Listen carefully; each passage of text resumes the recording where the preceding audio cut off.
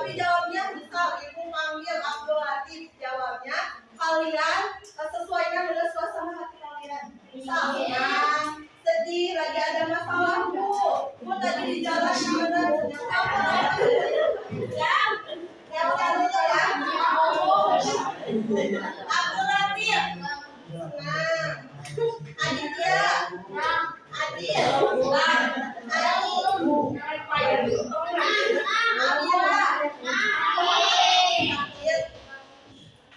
Anissa, Adila, senang semua pasti. Asep, Fani, Iva,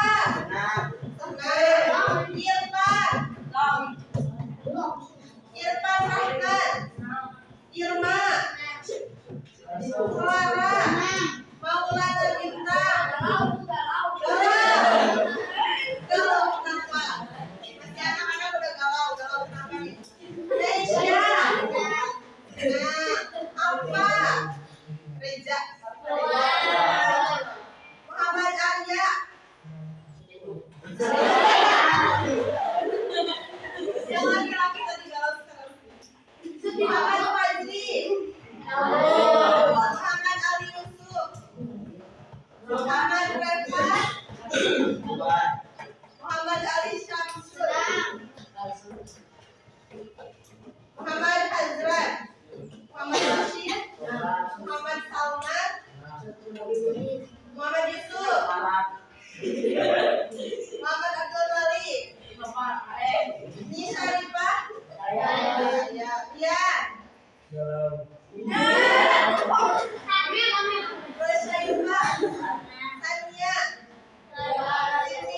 Siti Mawado, Siti Saada,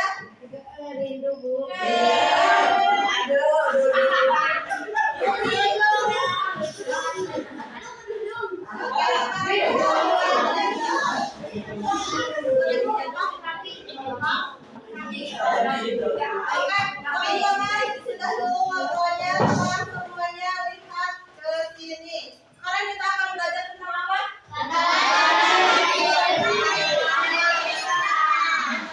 Nabi Ibrahim alaihissalam.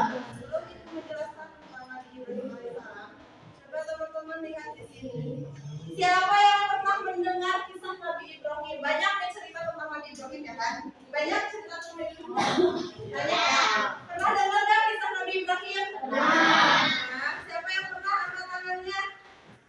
Semuanya sudah pernah mendengar kisah Nabi Ibrahim. Sekarang, kalau yang sudah pernah mendengar kisah Nabi Ibrahim, apa yang kalian ketahui tentang Nabi Ibrahim?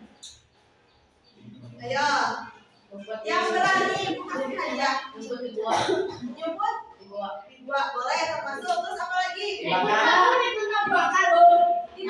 betul. Terus apa lagi? Apa lagi? Menghancurkan hal. Pintar semuanya. Tepuk tangan dulu dong. Yang ketiga, apa mukjizat Nabi Ibrahim yang kalian ketahui? Tahan di bawah api. Tahan di bawah api, betul. Terus apa lagi? Tahan di pedas. Apa lagi? Lagi tahan dibakar api. Kan Nabi Ibrahim itu pernah dibakar api, tapi beliau tidak merasa kepanasan. Terus apa lagi? Nabi, ya.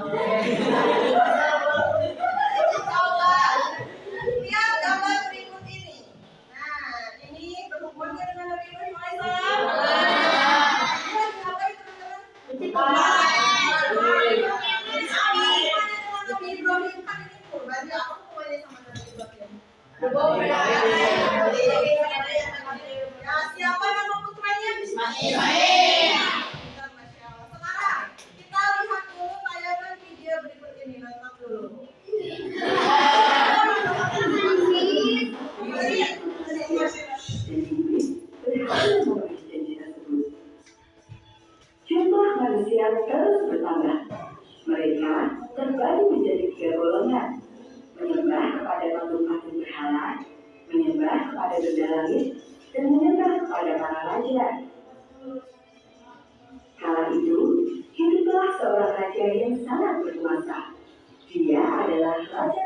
dari Jangan Babilonia. buat ingat-ingat namanya. Pada suatu malam, Raja bermimpi melihat kelahiran seorang bayi laki-laki, dan kelak bayi itu akan menghancurkan kerajaannya. Raja Namrud merasa bahwa mimpinya itu sebuah pertanda buruk, maka dia pun memerintahkan untuk membunuh semua bayi laki-laki yang lahir di Babilonia. Di suatu daerah, sepasang suami istri sedang ketakutan setelah mendengar perintah itu. Istriku, sampai bayi kita lahir, engkau harus terus bersembunyi di tengah hutan. Tapi engkau adalah pembantu paling hebat. Raja pasti akan mengampunimu. Iya, jika anak kita laki-laki, raja pasti akan membunuhnya. Setelah itu, sang istri terus bersembunyi di dalam sebuah gua. Sesekali, ada akan datang untuk menjemputnya sekaligus membawakan makanan tentang saudaranya. Hari kelahiran pun tiba, dan sang istri melahirkan bayi laki-laki. Mereka berdua begitu bahagia sekaligus takut. Bagaimana jika raja menemukan anak kita? Tinggallah engkau di sini lebih lama lagi. Beberapa tahun kemudian, keadaan kota sudah kembali aman. Hasil pun menjemput istri dan anaknya untuk pulang kembali ke rumah. Agar begitu bahagia bisa berkumpul bersama teman-temannya. Apalagi bayi laki-lakinya telah tumbuh menjadi anak yang cerdas. Dialah Nabi Ibrahim. Setelah kembali berkumpul, Nabi Ibrahim mengetahui bahwa ayahnya adalah seorang pembuat batu yang sangat terkenal. Suatu hari, Nabi Ibrahim bertanya, Atau apakah ini ya? Kedua telinganya besar, lebih besar dari telinga kita. sang ayah tersenyum sambil menjawab, Itu adalah madu, Tuhan para Tuhan wahai anakku. Dan kedua telinga yang besar itu sebagai simbol dari kecerdasan yang luar biasa. Nabi Ibrahim merasa bingung.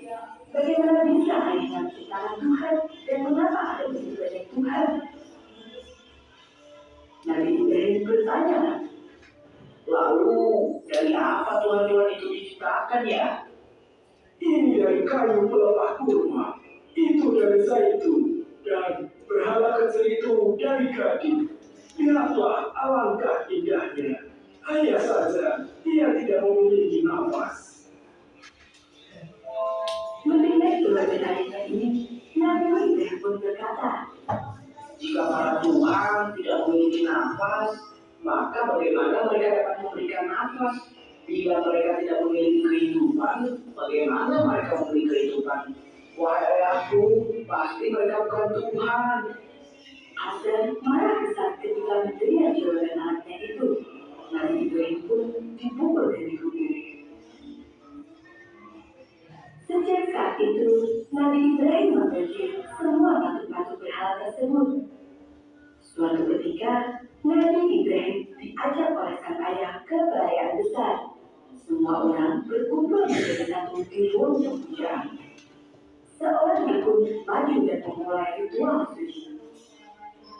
Wahai Tuhan kami, dibilang dan limpahkanlah rizkimu. Saya sang dukun yang disambut meriah oleh semua orang. Melihat semua orang begitu terkena, Nabi Ibrahim tidak menahan diri lagi. Nabi Ibrahim berkata, Hei dukun, ia tidak akan pernah mendengarmu. Apakah kau yakin bahwa ia mendengar? seluruh orang yang ada di ruang pembicaraan itu marah kepada Nabi Ibrahim agar segera membawa anaknya itu pulang sebelum keadaan bersama kacau. Sang ayah meminta agar Nabi Ibrahim merenung dan mengakui kesalahannya. Namun, rasa penasaran Nabi Ibrahim akan Tuhan tidak pernah padam. Maka, dia pun memutuskan untuk mencari Tuhannya sendiri. Nabi Ibrahim keluar dari rumahnya menuju ke gunung. Dia berjalan sendirian di tengah gelapnya malam. Dalam setiap langkahnya, dia terus bertanya siapakah Tuhan itu. Sampai di gunung, melihat ke langit yang luas. Langit malam penuh dengan bintang yang berkelip dan bulan yang bersinar sangat terang. Nabi Ibrahim pun memutuskan, inilah Tuhanku. Karena bintang-bintang dan semua benda langit itu jauh lebih mengagumkan daripada patung-patung buatan manusia. Tidak ada manusia yang bisa menciptakan bintang. Namun, ketika pagi tiba, semua bintang di langit itu tidak bisa lagi terlihat.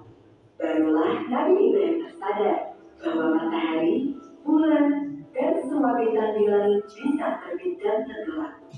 Semuanya muncul silih berganti. Nabi Ibrahim pun bertanya-tanya, siapakah yang membuat semua itu? Lalu Nabi Ibrahim memutuskan, Saya tidak suka kepada yang bergerak. saat itulah Allah Subhanahu wa Ta'ala memberikan petunjuk kepada Nabi Ibrahim bahwa hanya ada satu Tuhan yang harus disembah, yaitu Allah Subhanahu wa Ta'ala. Nabi Ibrahim memantapkan hatinya untuk beriman hanya kepada Allah, dan Allah pun mengangkat Nabi Ibrahim sebagai utusannya. Tugas Nabi Ibrahim adalah mengembalikan iman kaumnya hanya kepada Allah. Nabi Ibrahim mulai dakwahnya. Dia menyeru kepada kaumnya untuk berhenti menyembah patung-patung berhala, matahari, bulan, ataupun benda-benda langit lainnya. Namun, tidak ada satupun yang mau mendengar seruan Nabi Ibrahim itu. Perselisihan antara Nabi Ibrahim dan kaumnya pun terjadi. Meskipun mendapatkan banyak sekali halangan, Nabi Ibrahim tidak pernah menyerah. Apa yang dilakukan Nabi Ibrahim ini memancing amarah sang ayah. Suatu hari, Azar tidak bisa lagi menahan amarahnya. Dia pun mengusir Nabi Ibrahim dari rumah. Apakah engkau begitu benci pada Tuhanku? Jika kamu tidak mau berhenti berdakwah, aku akan merajamu. Keluarlah dari rumahku sekarang juga. Nabi Ibrahim pun memutuskan untuk keluar dari rumah ayahnya. Sebelum pergi, Nabi Ibrahim menyusup ke rumah ibadah milik Raja Namrud dan menghancurkan semua patung berhala yang ada di sana. Nabi Ibrahim menyisakan satu patung paling besar dan meletakkan sebuah kapal di lehernya. Keesokan harinya, semua orang di Babilonia gempar melihat semua patung Tuhan mereka hancur. Raja Namrud marah besar dan memerintahkan untuk segera menangkap pelakunya. Temukan orang yang melakukan ini semua. Teriak raja kepada para prajurit. Kemudian raja memberikan perintah lagi. Siapkan kayu bakar dan tiang hukuman. Aku akan membakar pelaku kejahatan ini. Beberapa waktu kemudian, Nabi Ibrahim tertangkap dan dibawa ke halaman istana. Raja Namrud bertanya, Hai Ibrahim, bukankah engkau yang telah menghancurkan patung-patung ini? Nabi Ibrahim menjawab bukan. Raja Namrud tidak percaya pada jawaban tersebut dan terus mendesak agar Nabi Ibrahim mengaku. Saat itu, Nabi Ibrahim menjawab, Aku rasa patung paling besar itulah yang melakukannya. Tanyakan saja padanya. tentu saja, patung itu tidak akan bisa menjawab meskipun ditanya berulang kali. Hal ini membuktikan bahwa patung itu bukanlah Tuhan. Namun, semua ucapan Nabi Ibrahim itu justru membuat raja semakin marah. Ikat tangan dan kakinya, kemudian ikat dia ke tanah tiang hukuman. Nabi Ibrahim pun diikat di atas kayu-kayu bakar yang telah disiapkan sebelumnya. Bakar kayu itu. Api mulai menyala melahap kayu-kayu itu. Semua orang bersuara gembira. Sebentar lagi, dia pasti akan berteriak memohon ampun. Teriak mereka. Namun, apa yang mereka harapkan tidak pernah terjadi. Nabi Ibrahim sama sekali tidak takut ataupun berteriak. Dia terus berdoa kepada Allah Subhanahu wa Ta'ala, memohon perlindungannya. Allahu Akbar, Allah sungguh Maha besar. Api yang panas berubah menjadi dingin. Api yang terus membesar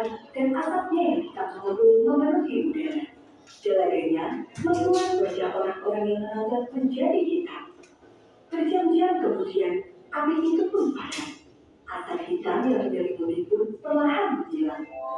Saat itulah Nabi Ibrahim melangkah keluar dari sisa-sisa kayu bakar tanpa terluka sedikit pun. Bahkan kulitnya tetap bersih bercahaya meskipun dikepung asap hitam. Peristiwa itu membuktikan bahwa Nabi Ibrahim memang istimewa dan semua yang diucapkannya adalah benar. Namun, bukti nyata itu ternyata tidak bisa membuat orang sadar. Mereka terus musuh. Itu cerita tentang Nabi Ibrahim. Setelah melihat cerita tersebut, teman-teman, ada yang berani untuk menyampaikan apa isi cerita dari awal sampai akhir secara singkat. Ada nggak yang ada yang nggak ada? Harus berani dong. Tadi siapa nama ayahnya Nabi Ibrahim? Nabi Ibrahim lahir di mana tadi dicerita? Di Wadim. Oh iya, betul sekali. So, sekarang teman-teman lihat di sini ada kehidupan awal Nabi Ibrahim alaihissalam. Jadi betul Nabi Ibrahim itu lahir di mana? Beliau itu lahir ketika masa kerajaan apa? Beliau lahir di tengah masyarakat yang banyak menyembah dewa dewi. Selain itu tadi banyak yang menyembah patung, terus menyembah matahari, bulan, apalagi bintang, terus matahari dan lain sebagainya. Jadi Nabi Ibrahim itu waktu itu lahir di lingkungan masyarakat yang mereka itu banyak menyembah dewa, matahari dan lain sebagainya. Terus teman-teman lihat ini ada perjalanan dakwah Nabi Ibrahim alaihissalam. Tadi kalian ingat gak di video Nabi Ibrahim itu kan belum tahu ya Tuhan beliau siapa, betul gak? Pertama dia mengira Tuhan beliau itu siapa? Nah, awalnya itu tadi bintang. Kenapa bintang? Karena beliau bilang wah bintang bersinar, berkilau ya. Bahkan beliau berpikir tidak ada manusia yang mampu menciptakan bintang. Itu artinya beliau adalah Tuhan saya, beliau bilang. Tapi setelah pagi apa bintang itu menghilang. Lalu beliau melihat bulan. Bulan jauh lebih bersinar daripada bintang. Bulan jauh lebih besar daripada bintang. Makanya beliau berpikir sepertinya bulan adalah Tuhan saya karena bulan jauh lebih berkilau daripada bintang ya. Tapi apa ketika beliau bangun sama bulan itu pun menghilang. Maka beliau berpikir sepertinya ini bukan Tuhan saya. Lalu ketika siang hari beliau melihat matahari. Wah, matahari ukurannya lebih besar daripada bintang, daripada bulan. Ya, matahari jauh lebih berkilau daripada bintang dan bulan. Lalu dia berpikir sepertinya Tuhanku adalah matahari.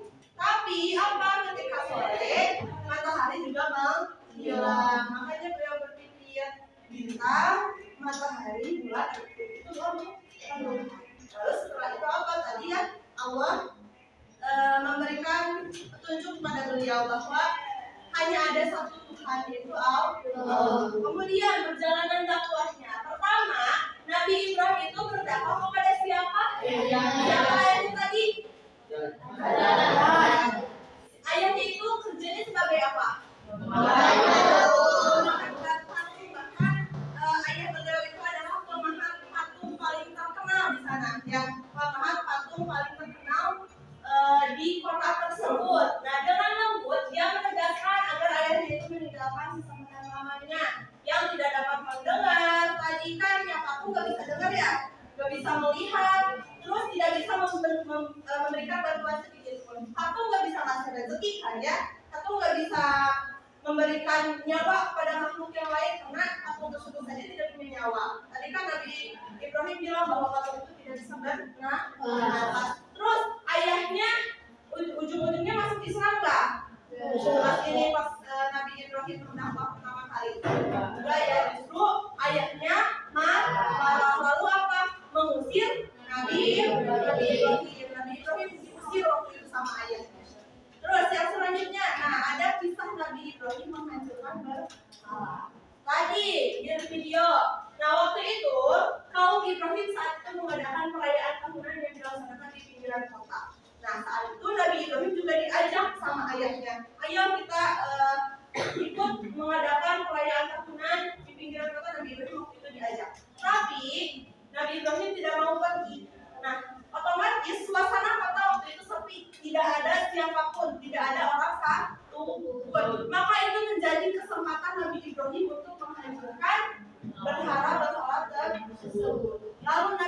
Ibrahim menghancurkan berhala tersebut pakai apa?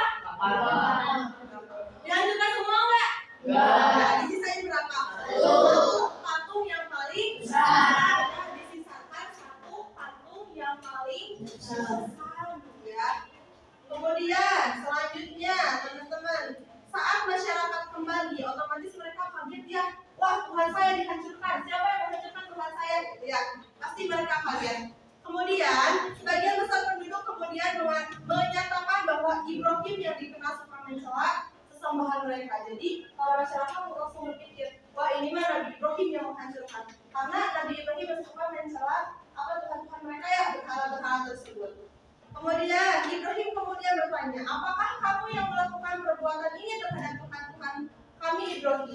Ibrahim kemudian membalas, sebenarnya patung besar itulah yang melakukannya.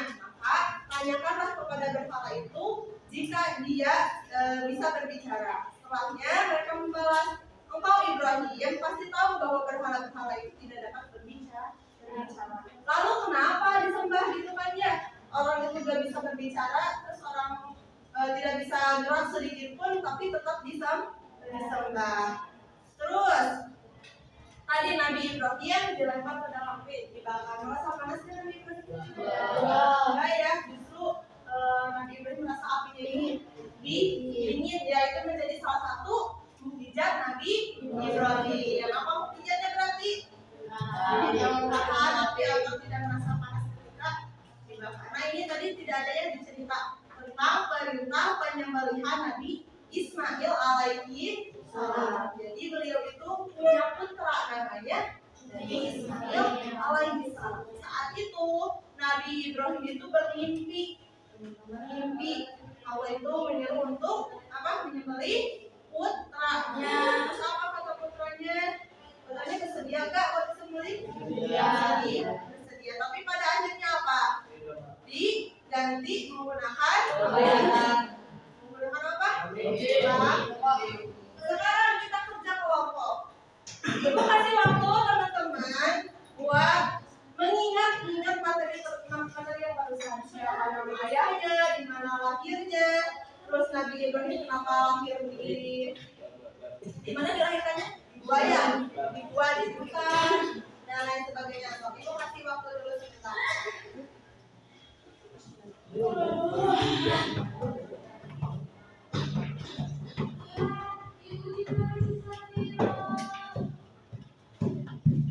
Nanti cara mainnya, setiap kelompok maju ke depan satu orang untuk mengisi pertanyaan ini. Nanti siapa yang paling cepat, siapa yang paling banyak yang benar, mereka pembagian. Satu orang maju ke depan. Kalau misalnya nggak bisa jawab, orang langsung diganti sama gurunya ya. Langsung situ kok temennya, jangan kalian berpikir ya. Nah, kan kelompoknya banyak.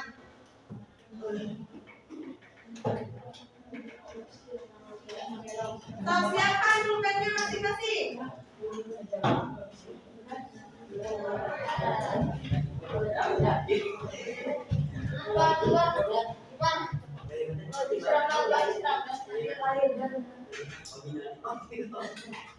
Oke, kelompok satu mana?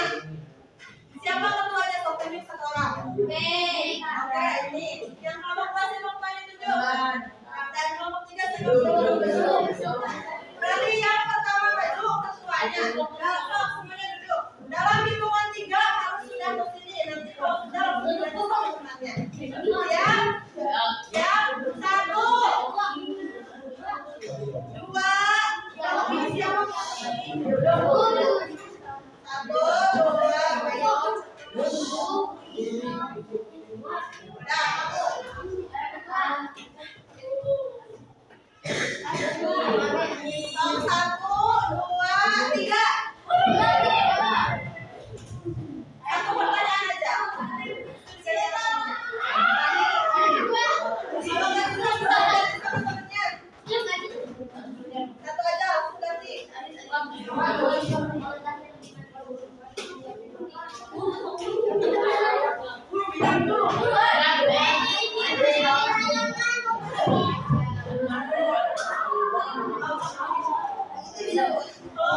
Kalau sudah beda satu,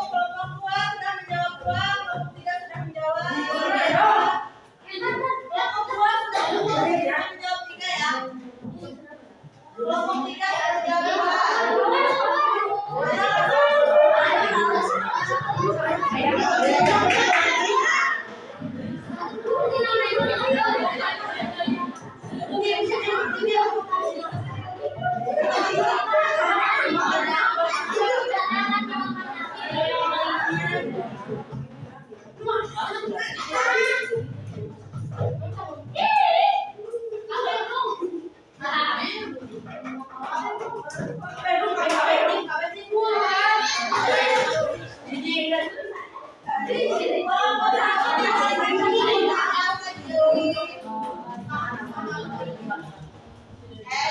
sama yang satu orang, yang lainnya duduk. Satu pertanyaan lagi.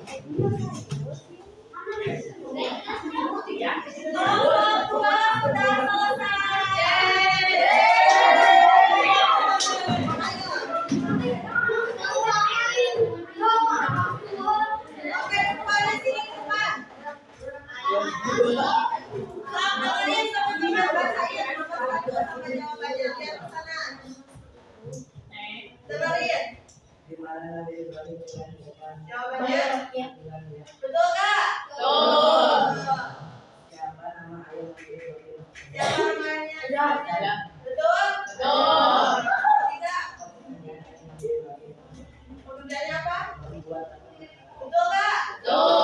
Ya. Kak, jawabannya? Betul jawabannya? Nabi Ibrahim dilahirkan di gua dalam hutan. Karena enggak ada jawabannya apa? Jawabannya apa itu?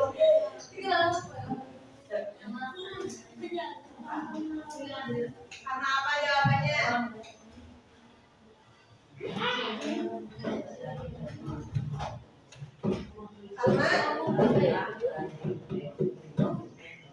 Oh iya, karena Raja Namrud bermimpi katanya akan ada anak laki-laki yang manggil nama. Betul kan jawabannya? Terus bisa apa lagi jawabannya? Bentar ya, nanti. Itu kelompok enggak, berarti jawabannya betul semua. Sekarang kelompok ini berarti kelompok itu. Lalu satu kali jawab enggak? Baca itu nih.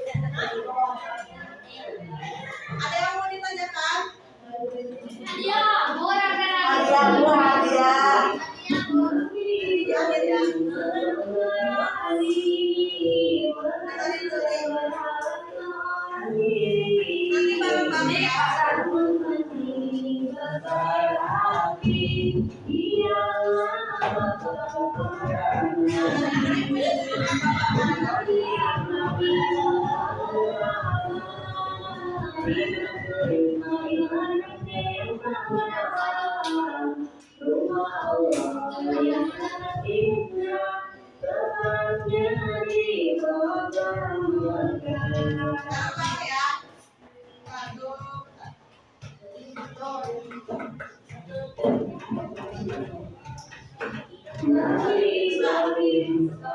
Nah, sabar ya. Bareng-bareng nanti. Satu, dua, tiga.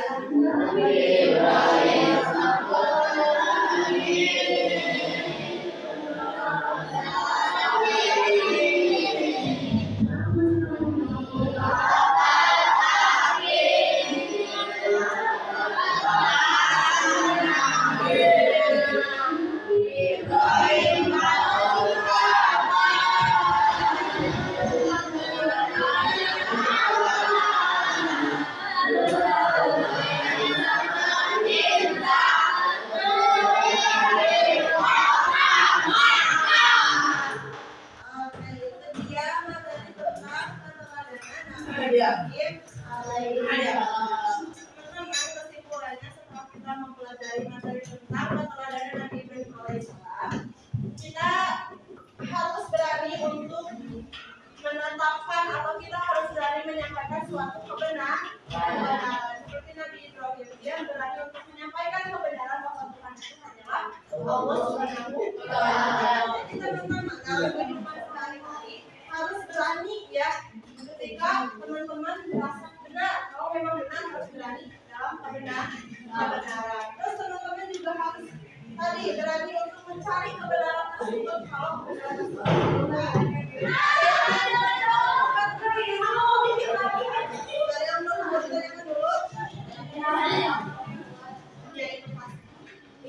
Ada yang mau ditanyakan dulu? Nanti lagi ya. Kalau tidak ada yang mau ditanyakan, teman-teman, untuk materi kali ini dicukupkan sekian. Mudah-mudahan teman-teman selalu diberikan kesehatan oleh Allah Subhanahu wa Ta'ala. Mudah-mudahan teman-teman bisa belajar lagi nanti di pertemuan selanjutnya.